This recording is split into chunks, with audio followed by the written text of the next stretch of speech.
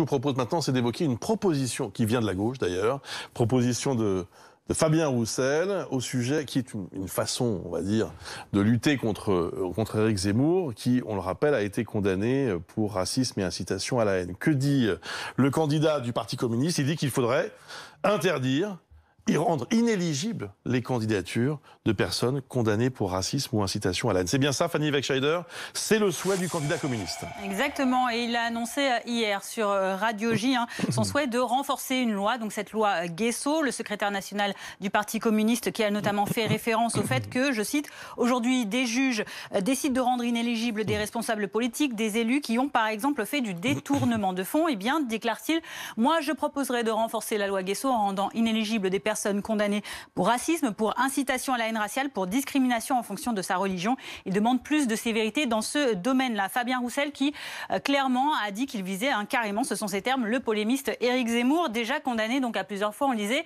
en 2011 pour provocation à la discrimination raciale et en 2018 pour provocation à la haine envers les musulmans. Fabien Roussel qui accuse les séistes de faire du révisionnisme historique et de faire le jeu de l'antisémitisme. Alors, Fabien Roussel évoque la loi Guesso. De quoi s'agit-il? Alors, c'est une loi qui a été promulguée le 13 septembre 1990, première des lois mémorielles françaises. Elle porte le nom du député Jean-Claude Guesso qui en est à l'initiative. Cette loi, elle réprime tout acte raciste, antisémite ou xénophobe. Par exemple, dans son article 1er, elle dit que toute discrimination fondée sur l'appartenance ou la non-appartenance à une ethnie, une nation, une race ou une religion est interdite.